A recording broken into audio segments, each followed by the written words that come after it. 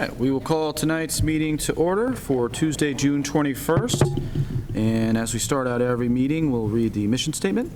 Norfolk Public Schools offers a safe, joyful, and challenging learning environment that meets the needs of our diverse students. Through school, family, and community partnerships, we provide an education that inspires lifelong learners, cultivates caring and productive citizens of our ever-changing world. Roll call. Jeff Chalmers. Paul Cochran. Mark Flaherty. Thomas Doyle. Ingrid Alardi. All right. Public comment, I don't believe we have any, but we do have some nice people observing us, so thank you, Boy Scouts, for being here, appreciate that. All right, so first thing up, we have a vote on donations that were made to the school gift funds, so we need to get the motion to approve those. I make a motion that we approve the donations. Okay, they total $3,076. Just to break them down, well, let's get a second, then we can break it down. Do you have a second? Second. Okay, so they break down, let's see, a couple from Target for the incentive program for a total of $836.67. NCL, emergency classroom safety buckets. PTO, a number of teacher stipends, which 12, 20, 1640, if I did my math correctly in my head. So the total amount of donations are $3,076.67. All those in favor? Aye. Aye. Okay. Let's see, have a thank you notice to both the Norfolk Lions as well as the Community League. The one for the Community League is our appreciation for what we just voted on, the purchase of the classroom emergency safety buckets. And actually, maybe you want to add to that since you wrote the letter? So NCL is providing funding so that we can have basically a classroom safety bucket were we ever to be in a situation where we had to go into a lockdown for an extended period of time, so that every classroom would have first aid supplies, water, any materials they might need in that situation. So NCL donated the $800 to get us started with that. So there's a thank you letter in the packet for them. And the other was the Norfolk Lions Club wrote a cultural enrichment grant, which they've given to the schools to be used next year. And we have hired an artist in residence who's coming in to work with the 6th grade class on a mosaic tile installation that'll be a permanent installation in the hallway of the Freeman Kennedy. So it's just a thank you, recognizing, and information about the artist and the program is attached as well for your information. Nice. So both very nice things, so thank you again to the Lions and the Community League for both those donations. Much appreciated.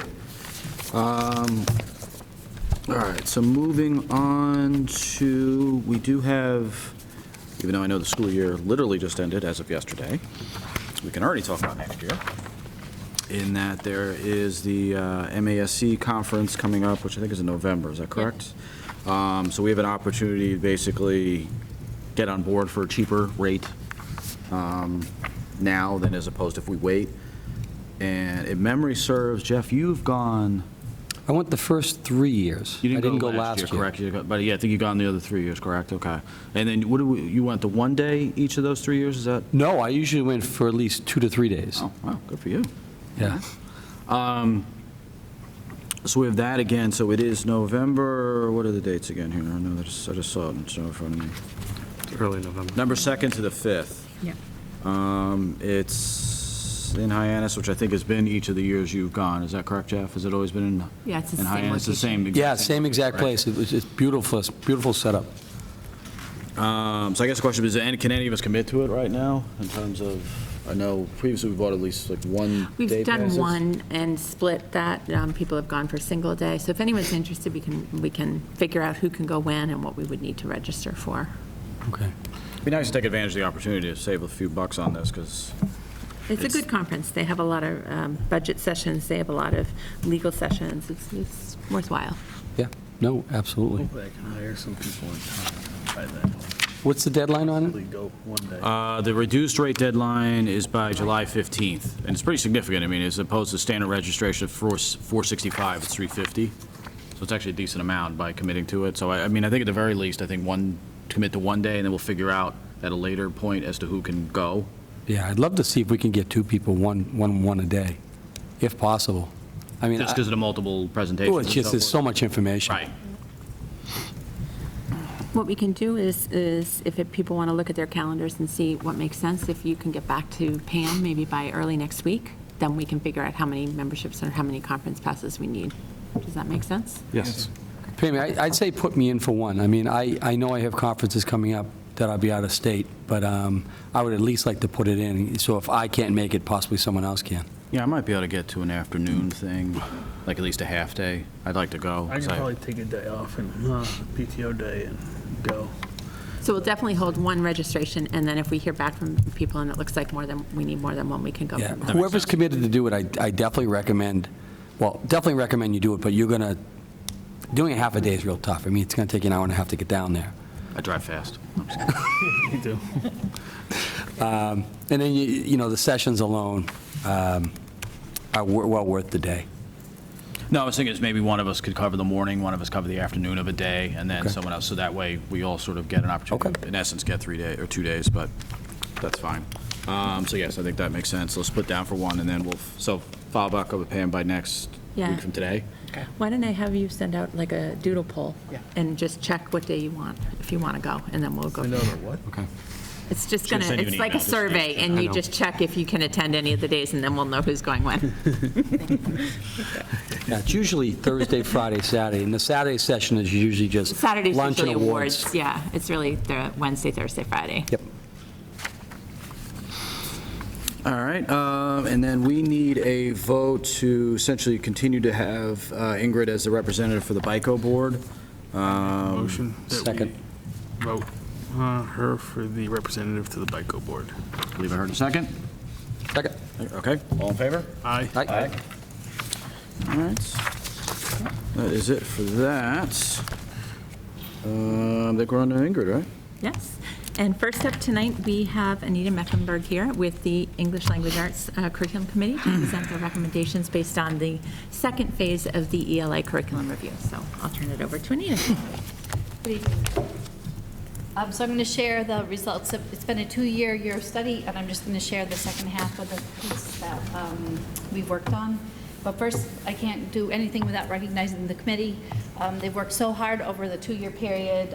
It's a series of representatives from preschool through grade 6, as well as special educators and literacy specialists. So the committee has worked tirelessly and read countless research studies and done all sorts of investigations to get us to where we're at today. So thank you to the committee. Just to go back to where we started 2 years ago, we started with the mission and the strategic plan. We looked at current research. What does the science say out there about education? And in some of those areas, science has changed a lot, what we know about what's best practice.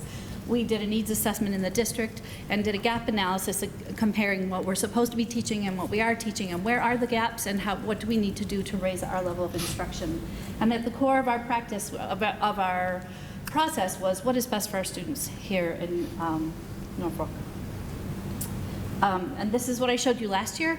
We began our journey, and I talked to you about all those steps. I'm not going to revisit the steps, but at the end, we came up with a recommendation. English language arts is so big that we couldn't do it all in 1 year.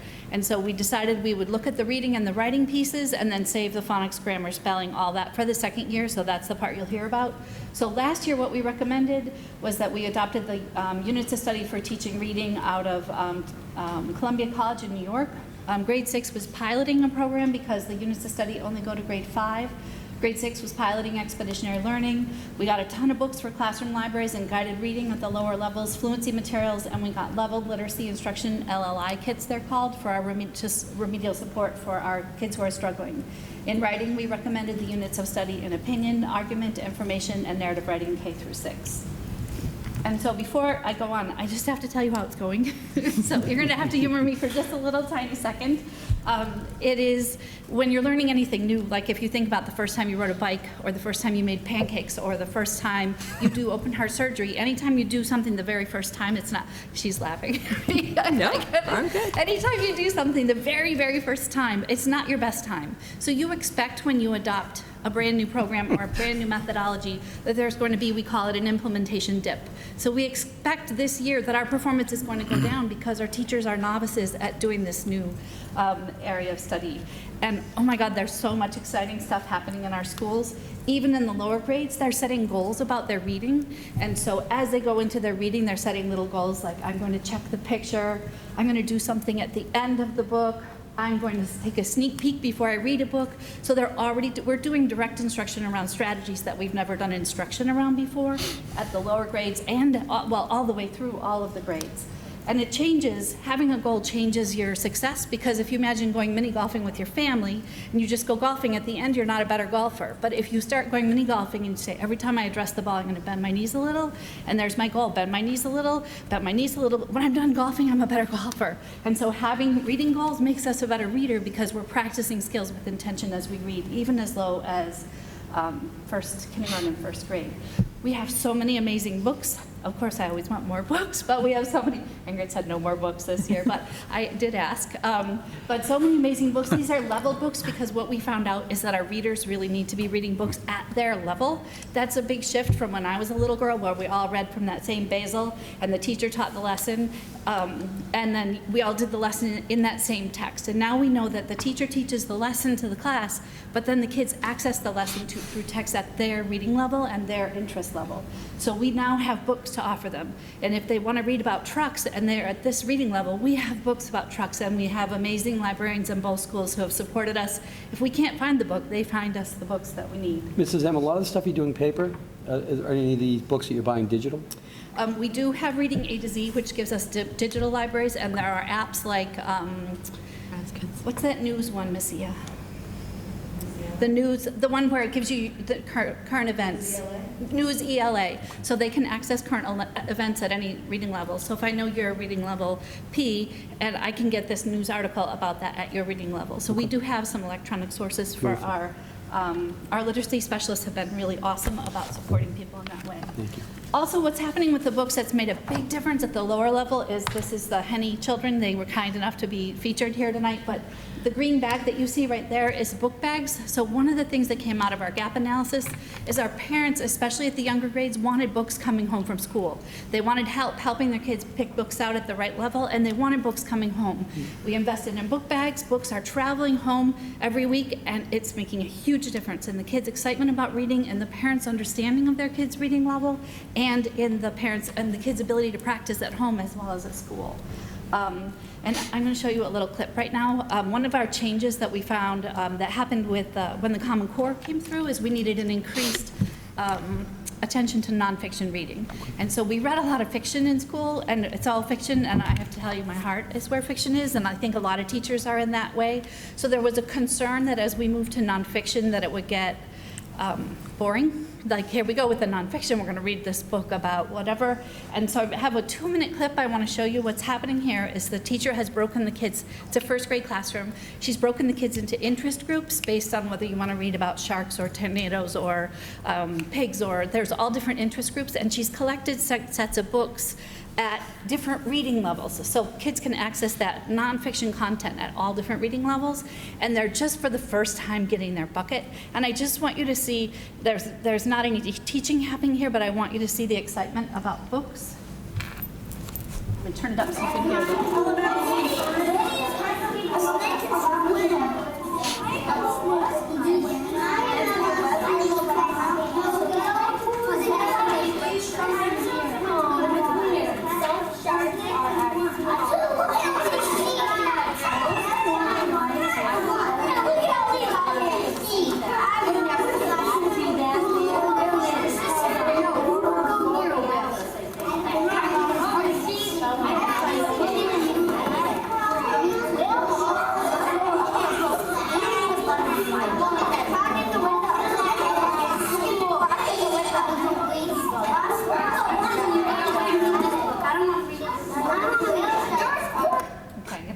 from there, but they're used to talking to each other about books. They're so excited about, like, we have new books, and the kids are so excited. I wish we'd had some kind of a tool that we could measure passion around reading before and after, because that, I think there would be a huge difference. And so I talked to you about the implementation dip before. I did some quick math, And our current performance at end of the year reading compared to last year end of the year reading to this year, we're up 13.8% in our reading scores. 13%. Like, imagine if you're batting, like, 13% is a big number. And it is comparing apples and oranges because it's two different cohorts, you know, last year's cohort and this year's cohort. But this data is through the grades. It's not just at one grade, it's through the grades. And so we're already seeing data showing improved performance in reading. And the most exciting thing to me, because I get excited about these things, is that they're excited about reading. Our book fair sales are the highest they've ever been. We did the Be Excited About Reading at HOD, where they filled out a little paw print, and every time they got 5 books, we hung it up. How many more paw prints? I don't mean to put you on the spot, but thousands. We read thousands more books this year than last year. Thousands. And so the excitement about reading has been very, very, very high. And I actually brought for you, because I know when you go home today, you want to read a little bit more about reading. And so I brought some sample newsletters from I brought you a September one and a June one, so you can see the kinds of instruction, because we're changing what we're teaching kids about reading. And we're giving them a more detailed, research-based strategies to get excited about books, but also be successful with books. So I did bring you copies in case you wanted to go home and read about that our amazing literacy specialists have done an update every month. What's happening in first grade, what's happening in sixth grade in reading. And so I did bring some samples for you. These are some fourth graders that we're connecting. We're already, the teachers are jumping the gun in terms of our expectations, and we're connecting our nonfiction reading to nonfiction writing. He's doing a report. They've just done a unit on reading about weather, and his is on tornadoes. His report's on hurricanes. And so the reading and writing are being connected. And one of the most powerful things you hear from teachers are the book clubs. Kindergartners are having little book clubs, and they say, oh, don't look at my book yet. You have to take a sneak peek first. And they're having little book clubs and learning how to talk to each other about books. I got a text, not a text, my daughter would laugh at me. I got an email from, she's Mom, only old people mix those two things up. But I got an email from Dr. Kelly, the assistant principal here. She says, I just saw a 5th grade book club. She goes, I have goosebumps on my arm. The level of discussion that's happening around books and around the content that's happening in the books is so very, very, very high level. And it's more motivating for kids. You know that they're going to learn everything they learn on the bus. They know it forever. And if we teach a math concept, they might not know it forever. Well, what they learn from their peers, they know forever. And so what they're talking about books from peers, they own it at a different level than if we had passed it on to them. Am I going too fast? I'm trying to go fast. So I'm not. You seem a little excited. I am excited. It's just so awesome. I have to tell you, the program is harder for teachers. The teachers have to plan every day. The planning piece is so much longer and so much more intense. So the teachers have done so much work with really dense materials to help it come alive. We bought them the boxes, but they did the work to make it come alive with the support of our literacy specialists in both buildings, co-taught with teachers and helped them access it and tried it on and grew our understanding. And so we have found a lot of excitement about fiction and nonfiction reading, and a lot of success that we didn't expect this early on in the game. So it's been very exciting. So I'm going to move now into our next steps of the work that happened this year and what recommendations we're making for the future for the other bits about our reading. Phonics is learning how to sound out words, cat. And so the phonics program, when we looked at the research, best practice around phonics, we're currently using the Foundations program. Research supports the Foundations program, is a really still nice, strong program, so we would like to continue with that. There is a more current edition of the teacher's edition, so we'd like to get the more current teacher's editions, but we would really like to stay with the Foundations Phonics program. The one piece that we feel like we need to strengthen that we can do without having a budget impact is we need to make better connections for our students between the phonics and their reading and the phonics and their writing, instead of teaching phonics over here and having reading over here. And that work we're already beginning to do, but one of our recommendations is getting the new teacher's editions, the new little materials that come with the newer edition. It's a little more friendly and a little more up to date. Spelling is probably, take a breath. Spelling is probably one of the ones where the research showed us the biggest change. The old school idea about spelling was you had sort of good spellers and bad spellers. Spelling was something you were either good at or bad at, and then spelling was something you study during the week. You have a pre-test on Monday, and then you take the post-test on Friday. But then what the research shows in school after school, in state after state, in district after district, is that the kids can spell it in their spelling test, but they aren't spelling it in their work. So we're doing spelling tests and we're having success at the spelling tests, but the same spelling words in their writing 10 minutes later are spelled incorrectly. And so there's a lot of research now that really spells out how to teach spelling, and that it's actually, there's a progression, a developmental thing, like, first you do the snow plowing down the ski hill, and then you do this, and then you can do this, and then I never got past the snow plowing, but so there's other steps, but there's developmental steps of spelling. So we know first you have to teach them this, and once they understand this, then you teach them this, and once they understand this. And so we knew we needed richer materials to support that kind of instruction, because that's not what the practice that's happening right now in Norfolk. And so we're recommending purchasing the Words Their Way program. It provides a pre-test where we test the kids so we know what developmental level they're at. It allows the teachers to group. So kids in the red group would be grouped together, and they would get direct instruction around what they need in spelling. These kids would get direct instruction around what they need in spelling. And it isn't a Monday list and a Friday test. It's a different structure. And the research shows that this kind of instruction, where I'm teaching one group one day, another group another day, and then kids have opportunities to practice with those words in games, digitally, in a workbook, in sorts are a big piece of it, where they're sorting words by different categories or different characteristics. And so we're really recommending that the Words Their Way, and it goes all the way up into the Greek roots and all of that. It does go through 6th grade. We're currently recommending it 3rd through 5th, but then at the end of next year, we'll have to see if we have kids that haven't gone through all their stages. We need to continue to support them until they're the strong spellers that we want them to be. So we're recommending the adoption of the Words Their Way program, and that will cover spelling, and because it's such a rich program, it is going to, the publisher tells us it manages the vocabulary piece. We've talked to the teachers about that. We're going to look at vocabulary at the end of next year and make sure we feel like that's true, because we have high vocabulary expectations here in Norfolk. So we'll look at that at the end of next year and see if we feel like that. But that's what it looks like. The materials will match and cover that spelling and vocabulary. Does that make sense? Yes? Mm-hmm. 6th grade. 6th grade was a little bit of an island because the reading materials didn't go up into 6th grade. So we did a lot of research about our adolescent readers, our adolescent writers. And the biggest thing we found was the most important thing to those adolescent kids is the opportunity to collaborate with their peers and to work collaboratively. And that led us to the Expeditionary Learning Program. So they've been piloting that program in all the 6th grade classrooms this year. It's a very rigorous program, very rich program, and the 6th grade teachers have like many of the components of it. We're going to be modifying it over the summer so that we can add the piece that is, there's a lot of instruction in expeditionary learning, which took away, correct me if I'm wrong, Cheryl, that took away some of the time that we wanted kids to spend with their independent reading. So we're going to tweak that over the summer and take the best practice from this and mesh it with these rich materials.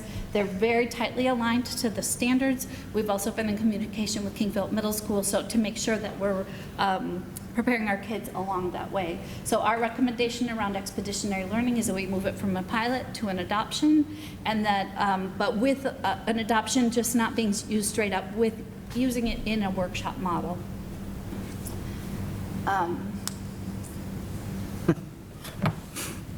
Moving on to grammar. They're currently using in all the 3, 4, and 5 classrooms, they're using the Sadler Oxford Grammar Workshop. It's a grammar book. We are doing some work this summer to make sure that that book is aligned to the frameworks, and we're not necessarily teaching chapter 1 and then chapter 2, but tucking it into our reading and writing instruction where it makes sense. But we'd like to continue with that program. We found that to be effective for our students. So we're recommending continuing with that in grades 3, 4, and 5. The Foundations does have a grammar piece in it. For our lower grades, there is grammar embedded into the Foundations, and we do have some summer work happening to make sure that that piece is also connected as best as we can to their writing instruction. And this was our hardest one, because it was the answer wasn't as clear here. You know, with spelling, you did all the research, and it was clear after you see what the scientists say, who study how kids learn how to spell, it was really clear what we needed to do. With handwriting, what happened when the old Massachusetts standards that we had said by 4th grade they had to be writing in cursive, they had to have 75% of their daily work needed to be in cursive, and the new standards that we have from Massachusetts list cursive writing as optional. We reached out to the high-performing towns. We said, what are you doing? There's a whole bank of research that supports teaching handwriting to kids. There's a whole bank of research that supports keyboarding with kids, and we have a finite amount of time. And so we're currently using the Handwriting Without Tears program, and I think we're going to, I know we're going to recommend continuing with the Handwriting Without Tears, but we're going to be modifying our cursive instruction to shorter amounts of time, so it takes out less of our day. What we've learned about cursive is, like if you were watching a lecture presentation on something and you took notes on your keyboard and somebody else took notes by hand, if you took it by hand, you're more likely to retain it, you're more likely to remember it. So the handwriting is really important, but we also know that there's a fluency piece where we really want kids to be fluent in their handwriting, to be able to write very quickly and fluently, and that's where cursive comes into play. With cursive writing, you can write faster and more fluently. And so the idea around the cursive is to help kids write faster. And so I put Speed Racer on there, which dates me just a tiny bit, but just like that much. But we want kids to use cursive and to see cursive as a way to write more fluently and to write faster so that what they're thinking and what their hand is doing can keep up with each other. But we're going to shorten the amount of time during the day that kids are spending learning cursive and trying again to tuck cursive writing into the work that's already happening, because the day isn't any longer and the expectations are bigger. We start keyboarding. First grade starts keyboarding, so beginning in first grade, they're also learning keyboarding, and so there aren't enough minutes in the day to all of these things that we would like to do with our students. So we would like to recommend continuing with the Handwriting Without Tears, which is more of a font like this top one that President Reagan and President Clinton used. It's less slanty than the lower sample. That's more of the old-fashioned kind of cursive. But we'll continue with this. Our 3rd grade teachers were very prominent in that conversation because they're the ones who do most of the instruction in cursive, and they really feel like this is prettier, like this is kind of a prettier product, but with Handwriting Without Tears, they have 100% success rate with kids using that, whereas with this, you have not that 100%. So it's better, more easily accessible by our students. So we're going to recommend continuing with that. And then I'm done. That's pretty good. I did pretty well. You did. Not too long. Are there any questions? In your packet, just before we go on, Anita has given a cost proposal for all of the new materials. The total cost for the recommended items is $28,921.06. We do have that money in the budget. We budgeted $40,000 this year for new curriculum adoption. $30,000 is going to ELA, and the other $10,000 was for the special subject areas, physical education, music, and art. So we do have the budget money set aside for that. It would be your recommendation to purchase it? It would be my yes, to support the recommendations of the ELA. One piece I'm just thinking I didn't put in here is 6th grade for grammar. They didn't want a grammar workbook, but they wanted a grammar reference tool, and so we added that piece in that will be, we're recommending a grammar reference book, not a grammar workbook for our 6th grade students. Did I forget anything else? Mr. Chairman, would you mind if I ask Ms. Mecklenburg to introduce the people who were involved in the project? Oh, go ahead. Certainly.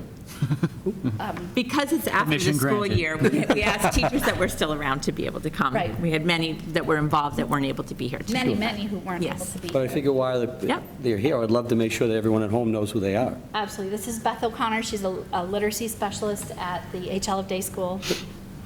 Rebecca Mastoris and Messia Fonts, who are the literacy specialists at Freeman Kennedy. The 4 literacy, Liberty Renner's not able to be here tonight, but the 4 literacy specialists have been absolutely instrumental in the successes that we're having. They've supported the teachers, they've pre-read the units, helped the teachers be as ready as they can be. We wouldn't be in this place without these 4 amazing women, so kudos to them. And Cheryl McNeely is our 6th grade representative on the ELA committee. She's also worked tirelessly because she's been a little bit of an island. Guys, Andrew, would you mind putting your hand up just so we know who you are? I mean, I'm more concerned, I want people at home to know who you are, quite honestly, for the amount of work that you guys do, Oh, seriously. she did so much work over the summer and so much work this year making that success. And she's been a little bit on her own because 6th grade is doing their own thing. Yep. And so absolutely my hat's off to her. And Well, Holly wasn't on the committee, but Holly's just always awesome. Yeah, we know. Always awesome. And she would be there. And did we have Beth on the camera too? Oh, yeah. Yeah, oh.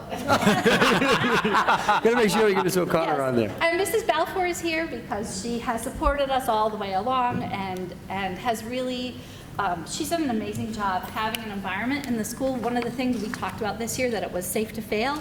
Just like you get on the bike, you're gonna fall off the bike and you're gonna skin your knee.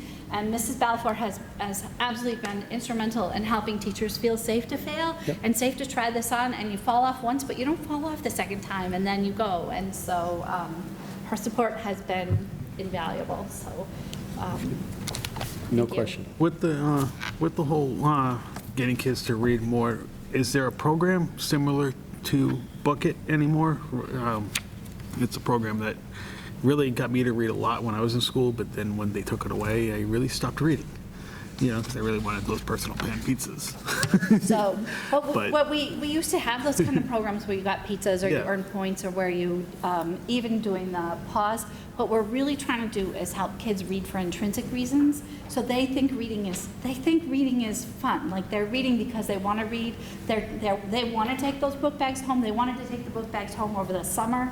They want to do that. We did a presentation in the fall for parents about the new reading program, and we had a kindergarten dad raise his hand and he said, I was reading with my daughter and she said, Dad, I need to post it. And he said, why do you need to post it? She said, I'm going to mark it right here because that just made me say, wow. This is so awesome. So we're teaching kids to say wow when they read, whether it's fiction or nonfiction. And so hopefully we don't need those kind of extrinsic rewards that were common in that time when we were in school. And they're reading because they want to read, and they're reading because it's fun and because it makes them smarter. So that's our goal. And teachers have magical ways to inspire kids without pizza, like we used to need to use. Any other? Thank you. Yeah, just a couple questions. One, I was impressed that you were able to work pancakes, bicycling, mini golf, and heart surgery. And skiing, there was skiing. I mentioned too. You did. If you fail at pancakes, a little different feeling at heart surgery. I'll point that out. But anyway, But can I tell you about heart surgery? We talked about heart surgery here at school because heart surgeons who watch each other do surgery have a much lower death rate than heart surgeons who don't. We talked about that, didn't we? Yeah. And so we, as teachers, are watching each other teach and teaching together so we don't lose any patients. so you have high-pressure meetings. And we're going to be raising that bar next year again and having more opportunities for our teachers to watch each other teach because that makes us better practitioners.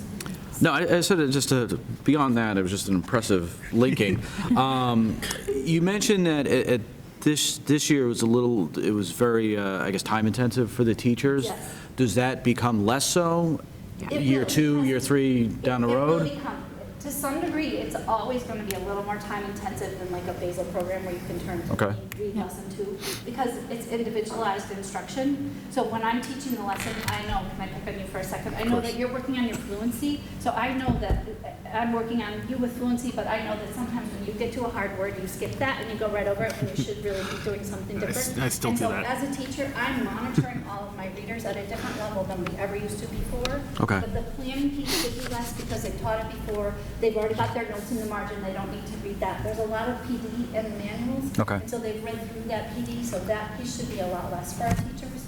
It's a more fun way to teach, but it definitely, we More work. would not be standing here with these results if the teachers didn't push up their sleeves and do tons of work at home. Okay. Tons and tons. Next year it should be easier. It'll never be easy because, if it's easy, we're not doing it right. Yeah. Okay. No, I understand One that. of the things the school committee did earlier in the year, vote to amend the curriculum review cycle. So we are not doing a core content review next year to give teachers a Right. second year to kind of master this program before we introduce another new content. Oh, wonderful. And then the percentage you showed, I think you said it was 13.8. Now, is that 13, or essentially 14 percentage points, or it went up by 14%? Yes, we have, the test I use is a DRA. We're actually tweaking that assessment coming up, but I looked at the DRA scores from the beginning of the year to the end of the year, last year, and then this year. So I looked at end of the year DRA scores. So if the score was at the end of the year DRA score average in, the way I looked at it, it was like, I think I'm thinking about kindergarten. last year, something like 70%, 71 off the top of my head, 71% of our kindergartners at the end of the year last year were at reading level or above where we Okay. wanted them to be. Sure. This year, 96% of our kindergartners are at or above reading level. So I compared the last year's to this year's. And then average. So we've seen a greater jump in kindergarten, but at all grade levels. Right. You have your more pronounced noticeability in the lower grades because the fourth graders haven't had this in kindergarten, first and second grade. Yeah. So it's going to take a little while for that growth to show up in the higher grades, though there's already an increased excitement about reading, an increased number. How many people read for that breakfast? Sharon does a book league breakfast, and the participation this year was phenomenal.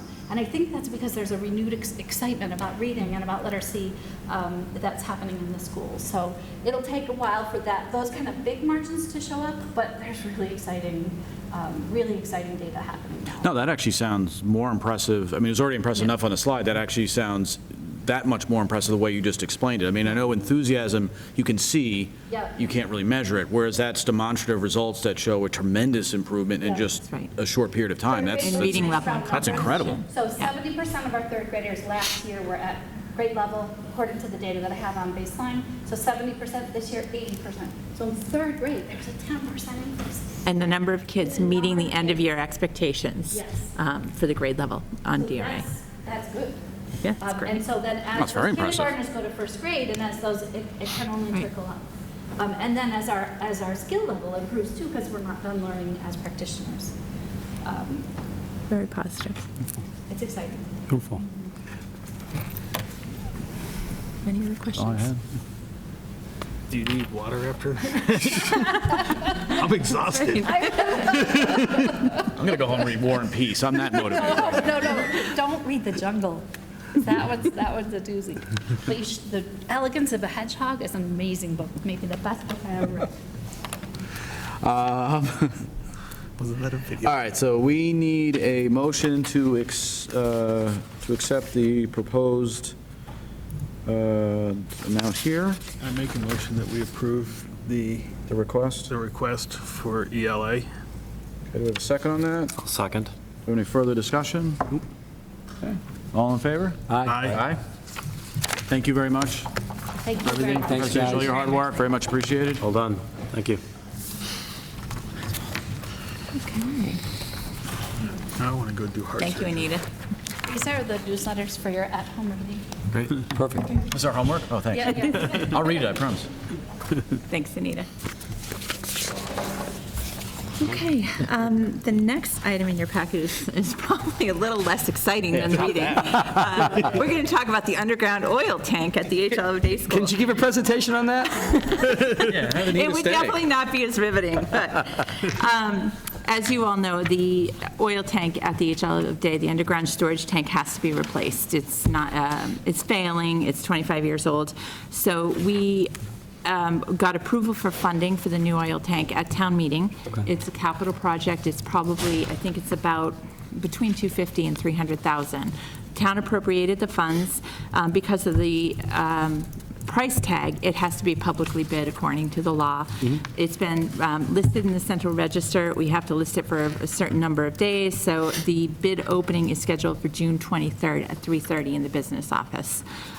We have had about 6 companies that I know of so far that have pulled the specs for the bid. I'm not sure what, sometimes people pull them and don't submit, but we're optimistic. Hopefully, we'll get at least a few bids. What I'm asking the committee tonight, we don't meet again in June. It's technically the committee's authority to award the bid to the lowest qualified bidder. We can do 2 things. We can either schedule a school committee meeting for after the bid opening, or the committee can vote to give me the authority to award the bid to the lowest qualified bidder based on Matt Hafner, our facilities director's recommendation. We also hired a company that wrote the bid specs for us. It's an engineering firm out of Connecticut to review the bids. So they're also going to be at the bid opening, and they're going to review the structural integrity of all the bids, and they're going to check references for us. So So they would know. they would know if the company is actually bid as legitimate. Absolutely. And they're going to review the design and what people are submitting, and they're going to make a recommendation. So, Based on the amount of work and what needs to get done, are there any state or federal funds that we could leverage to pay for it? not at this point, no, but the town did appropriate the funding out of the town, basically out of the town capital budget. Okay. Do the bidders know what was appropriated? No, not Okay. necessarily. Is that a public They, record? It was I think appropriated they at town could, meeting. what the town meeting warrant article didn't itemize. It was a total amount for multiple capital projects, Okay. the bulk of which is the H. Olive Day. think We are I- estimating the cost, based on some initial work we did, that it would come in around I that, just remember- by the cost of the tank and the labor and the engineering. So we have an estimate of what we think it'll be close to. Okay. To make sure that So you we may had get enough varying funding bids. appropriated. They If won't I just be- remember correctly, that was a specific line item that was voted on at town meeting. So there I is, believe the way I think you could look at the could look at the backup individual documentation, but the warrant article, the way it was written, was for capital project, the bulk of which was the H. Olive Day oil tank replacement. Do we utilize any type of proposed calculations to determine, such an example, 1.5 times what the proposed amount would be, so that way we're not Worst case, underbidding? best case. I'm sorry, I didn't understand your Sorry. question. In terms of, So when we're determining what the estimate's going to be, do we have any type of specific calculation that we use, such as 1.5 yeah, times? when we did the estimates, we estimated the cost of the tank, the cost of the labor, just so that we would know what to ask the town for, and plus a certain contingency amount and overage. So we did a best-case estimate with, and we consulted with several other districts on that and putting that figure together. But yes, in our estimates with the town, we built in contingency, and Is that contingency based off I can't any remember off the top of calculations? my head whether it was 20%, but there was Okay. a contingency factor Okay. built in.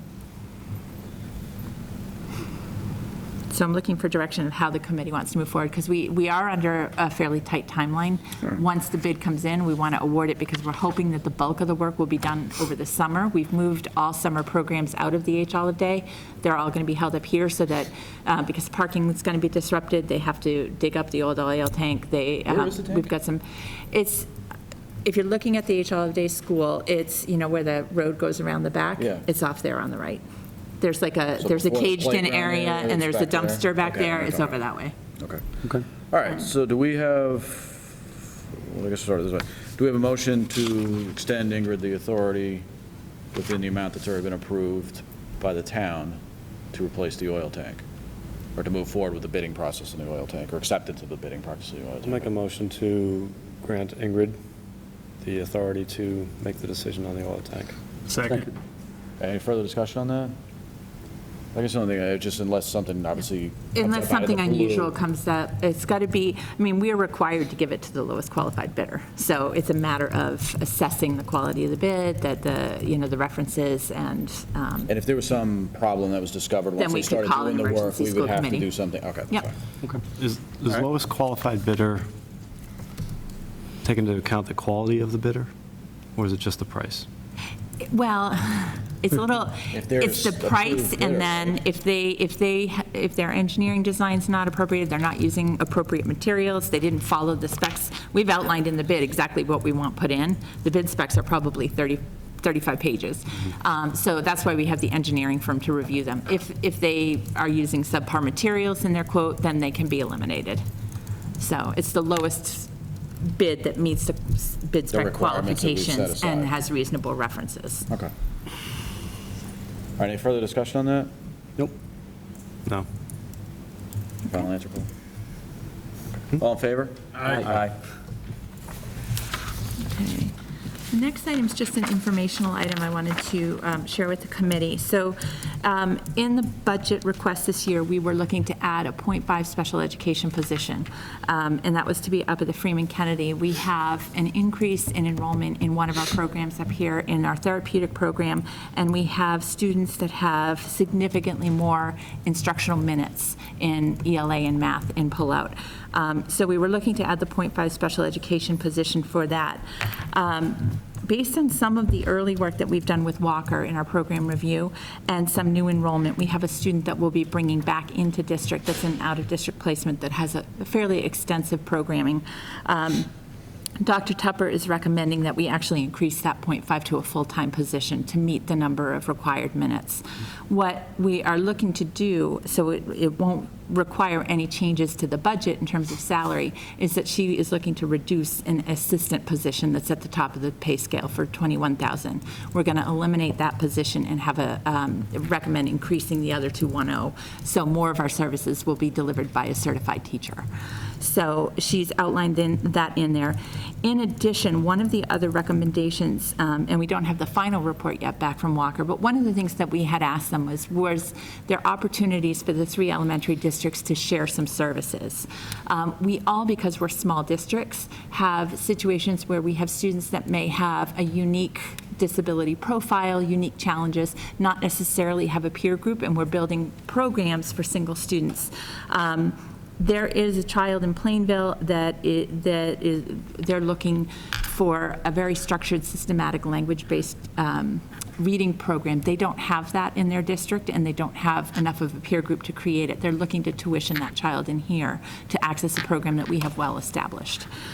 So that, given that, we know that we'd have at least another $8,000 from that tuition, because we've agreed to at least an 8-week diagnostic placement for that student, and if that continues, it'll be $29,000. So we can fund within the salary line without any changes to full-time. But I just wanted to share with the committee, what our plan is, and answer any questions you might have about that. How does the taking that kid from Plainville work when we're not doing school choice?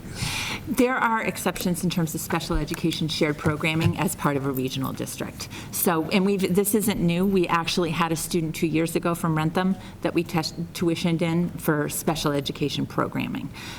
It's a partnership that we've had with Rentham and Plainville. I can't remember. In my experience, we've had one student that came from Rentham. We actually looked to place a student in a program in Rentham a couple of years ago. The family ended up moving. But in a small district, without that, some of these students are either educated in isolation, one-on-one, because they don't have a peer group, or tuitioned out at $55,000 a year, and that's a conservative estimate.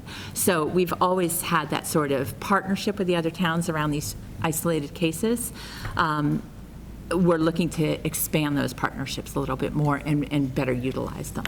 So it's not an open school choice. It's a special education placement that's part of the regional agreement that we have.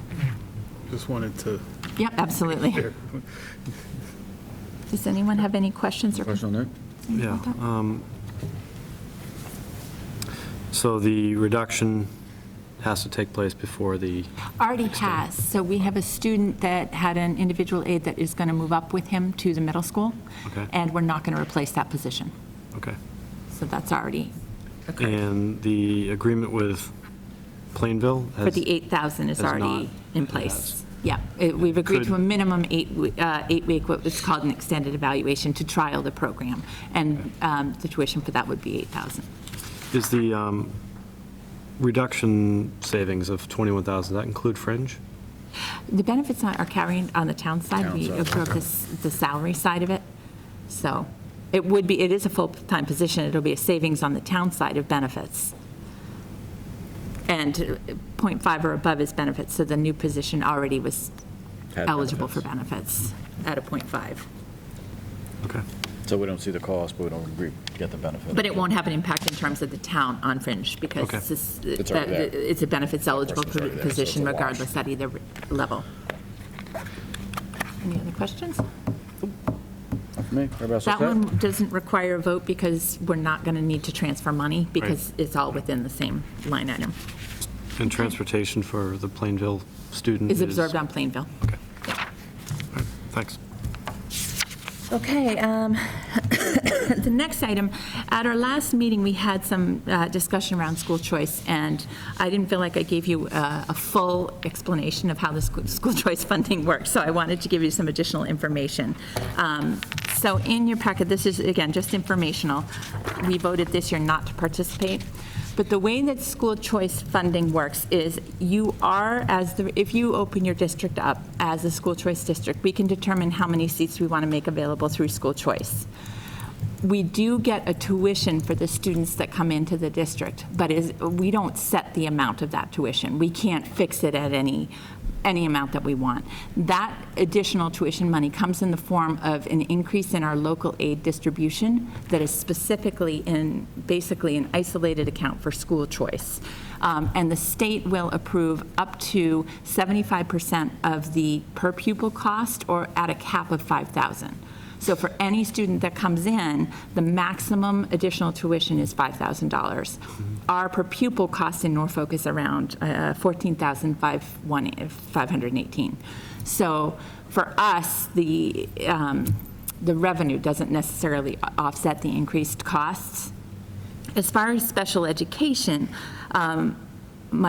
I initially thought that the special education service costs would be fully absorbed by the Norfolk district for receiving students. That's not fully accurate. You are allowed to charge an additional tuition if there's an IEP plan in place for school choice students that come in, but the state sets the rate for that, and that's based on the average cost per service across the state.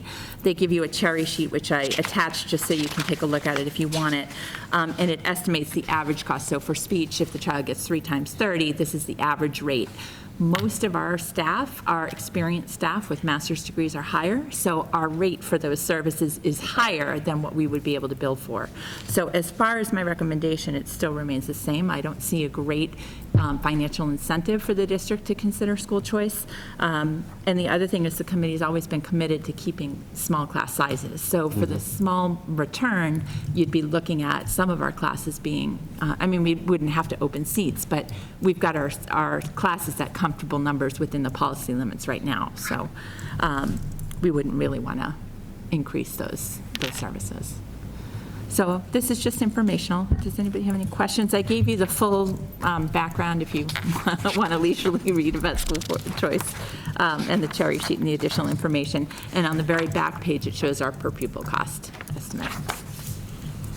How frequently is school choice funding reviewed? Annual? The cherry sheets and the reimbursement is annual. Meaning that if The whole funding if we were to open formula? the district and have students come in, the school committee could, after 1 year, say, we've changed our minds, we're going to go back to. Yeah, it's an we vote annual every vote. year on it. So you decide whether you participate by June 1st of every year for the following fiscal year. But I don't think if you vote yes and there's students in the school, if you vote no the next year, I don't think you can stop taking those children you've already been taking. Yeah, I would have to That's where I was going research with that. that. I'm not sure if you're committed to, I think you are. And that's you might be. Once where I was headed with that, because Yeah. that could be a long tail to making a because you've already decision like got that. them in Right. the school, they're already part of Okay. it. I'd have to research that because we've never had much interest in terms of pursuing it. So I'd have to look into that. But you're very likely right. You probably own those children until they complete their degree. Ms. Cillian, I understand it looks like the best case scenario is you essentially lose $9,500 per student, and then in a special needs situation, you could lose tens of thousands of dollars. It does seem a bit, and maybe it's Pollyanna of me, but it does seem a bit unfortunate that it's such a hard and fast policy that there can't be some kind of special exceptions that are made that doesn't then trigger being part of school choice. It's like you're either school choice, you're not school choice, whereas there could be individual things or circumstances The that are district there. would have the right to relook at their own residency policy if you wanted flexibility within that. The school choice program is an all or nothing. You're either participate and that's open. Maybe But if that's a you better way wanted to to look go at then. exceptions to your residency policy, I think local districts could do that. I did look into, I don't know of any other districts in Massachusetts charging tuition on an individual basis, other than special education programming, with the exception that some middle schools and high schools do that open up to foreign exchange students. Right. They would charge tuition, and that's usually based on the per pupil, so per pupil plus something. So some districts will take 10 foreign exchange students and charge $15,000 a year. So, but there's not a lot of demand at the elementary for that. No, I kind of- understand that. Yeah, no, maybe that's a better way to look. It doesn't come up tremendous amount, but I guess I don't, as a rule, I don't really particularly like yes or no only options. It just seemed like yes or no. I was like, well, is there a way of doing something in the rare circumstances where something may come up? But to your And I earlier think if point you in wanna terms of do that, class size, I don't want to You don't want to jeopardize that open it either. widely. Right. But if you wanted to look at making the residency policy slightly more flexible, I think you just have to be very careful about how you define what an exceptional circumstance is, because in It could the open calls that I've floodgates. got, everybody's circumstance is exceptional for that Right. family. And how do you determine? You'd have to be very clear about what qualifies as an exception. Our current policy says house fire, things like that, which, you know. Some common sense things. Yeah, but you could look at that if you wanted to review that. But I think you'd have to be really careful about how you do it. No, definitely, because I mean, I think you could just inadvertently open the floodgates, Yeah. and that's not the intent either, but, okay. Okay, the next item is just informational. I'm required to share with you the final draft of the BICO budget. BICO's had a really great year. Their revenue projections are up, their enrollment is up, and just so that you, it's broken down, their budget, the budget summary is there for you, as well as the tuition rates for member and non-member districts for all their programs. That's just informational, unless anyone has questions on that. It's a lot of end-of-year information. Any questions on the BICOM? Nope. Okay. The next thing is that we annually have to appoint a school physician. We've been working for the last several years with Dr. Henry D'Angelo. The nurses have been very happy with his consultation services that he's provided. He's done some professional development for our nursing staff, and anytime we have medical plans that we need an outside expert to review, he's been available and has been very responsive. So we're recommending that we appoint Dr. D'Angelo for another fiscal year as our school physician. His annual stipend rate is $2,000. I make a So we need a motion that vote on that? or Yeah. Make a motion that we approve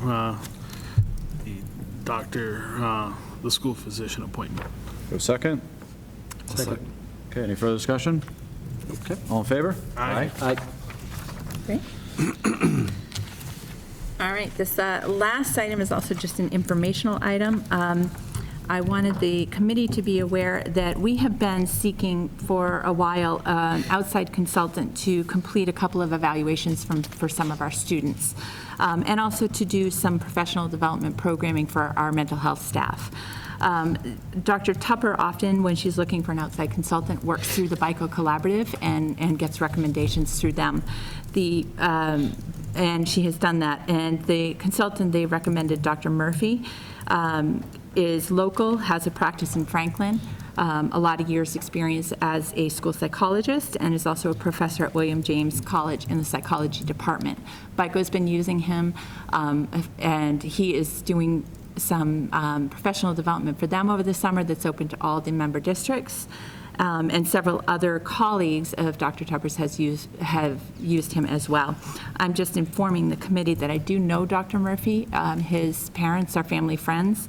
I don't have a close personal relationship with him, and I did consult with legal. I'm not really required to file a disclosure because it really applies to family, close personal relationships. However, I'd rather err on the side of caution. I don't see that this, I expect that he'll be able to do a very thoughtful, comprehensive evaluation. I don't see this impacting that in any way, but I wanted the committee to be aware.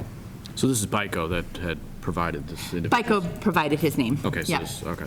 It wasn't somebody that I recruited or solicited. BICO provided the name, but I do, as I said, I know his family outside of work. No, I agree. But I he's don't- very skilled. The BICO special ed directors from all the member units meet regularly too, and so Dr. Tupper also got his name from several other special education directors who have been using his services. He's got a lot of years' experience in the Newton Public Schools, and he's also done a lot of work with the population that we're looking for support with behavioral and social emotional challenges. So bottom line, he's very qualified for the Very position. qualified for the position. I would agree with I don't necessarily think you needed to disclose this, but I think I agree with the I decision prefer to be.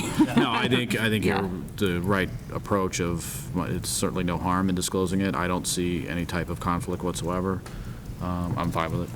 I know we don't have to vote on it, but I have no issues with it. I don't know if anyone has any questions. No questions here? I'm fine with it, although you did forget to date the bottom of the disclosure, just a heads up. Oh, thanks. I'll date it. Thank you. 14th. So, Small technicality. great. That's all I have tonight. All right, so moving on to committee stuff. Jeff, anything from King Philip? Oh, big news. Okay. Oh, good. I hope it's a business meeting. KP in the news, I think, is probably one of the biggest parts. There are other things that we talked about and discussed and reviewed, but I'm sure you're all well aware that KP recently won the Division I State Softball Did see Championship. that. Very impressive. Myself and about half a dozen of the KP school committee members were there, and oh my God, was this team amazing. I mean, scary, amazing ball players. So it was wonderful to see that. KP, from the DECA standpoint, also won our international champions, which in itself is amazing. And the baseball team had some ungodly records. So I'd say KP at this point in time is dominating, so I like that. The other things that we reviewed had to do with the fiscal 2017 budget updates. We had a couple changes. We have some additional information we're waiting for. Independent music review, which was quite interesting, had to do with some changes relative to the language on some of the things that we want to have class-wise. The graduation for 2016, Great. as Ingrid could tell you, was just an amazing job. I was there along with most of the school committee members. I think there were only two who weren't able to make it. And we had a huge class size, huge. It was something along the lines of about 360. 65. It was huge. Is that Stonehill College? Yeah, beautiful campus, absolutely beautiful. And then we went through handbooks for both the middle school and high school for first readings. Talked about lunch price increase, which was about 50 cents. And essentially the only other the two big things we talked about were computer lease for an extension of 3 years, and then we discussed the superintendent's, I'd say, net coming pay for 2017, 2018, so. Jeff, have they hired a business manager, or how's that search going? They haven't. They're actually down to 2. They had actually pushed back out because they had concerns of trying to find anybody. Yep. But we're now down to 2, which I think will be either next week or the week after. Okay, great. Nice. Is that it? That's it. Thank you, sir. Thank you, Ken. Policy?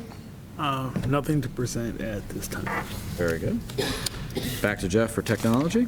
They didn't meet this past month. They won't be meeting again until the next school year. Okay. All right, so that takes us to new items. Before we get into a couple votes, and I'm going to take things a little bit out of order here, but one thing I meant to do at the very beginning of the meeting, so I apologize for not doing this. Obviously, a few weeks ago, or just over a week ago, the events in Orlando were beyond upsetting, beyond tragic. So I just wanted to take time, and I meant to do this in the beginning, so I do apologize for that. But if we could everybody just kind of take a second and just have I think it's fair to have a moment of silence and respectful to have a moment of silence. So just have a quick one of those, and then we'll get back to things.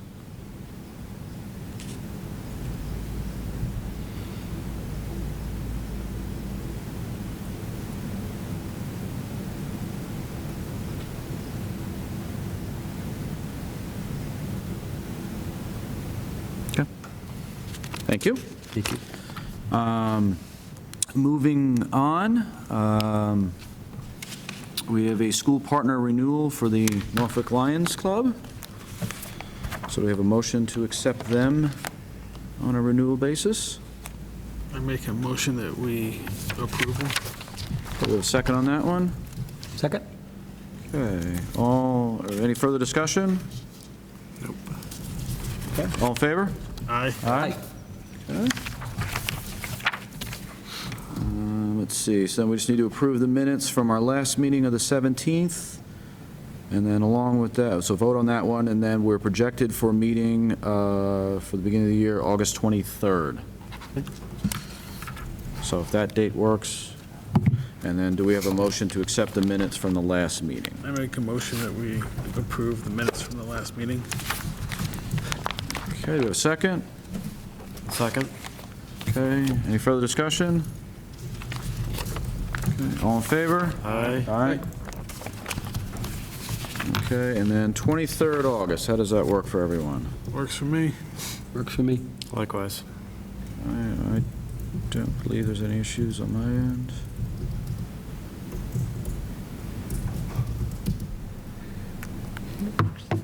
Okay, that works. Just give me 1 second here. Okay, all right, so, okay, do we vote to adjourn? All right, so we're gonna need a vote to adjourn this meeting, not movie. Separate one, we'll have it. And then I need a motion to go into executive session to discuss strategy for non-union personnel and to discuss strategy with respect to collective bargaining and not to reconvene in open session. We do need a roll call vote for the executive session. So we doing the executive session So first, or adjourn- the motion to adjourn? So adjourn the meeting, and then we're going to, I make Go a to motion that executives. we adjourn the meeting. second? Second? Okay, so, and then we need a motion for the, it has to be a roll call vote for the executive session, so. Don't we have to finish the motion to adjourn? You got to vote on the Oh, motion to aye. adjourn. Yep, Aye. Chalmers, aye. Okay, done. Okay, now roll call for them for the executive session. Chalmers, aye. Paul Cochran. Mark Flaherty. Thomas Doyle? All right. Close the public session, thank you.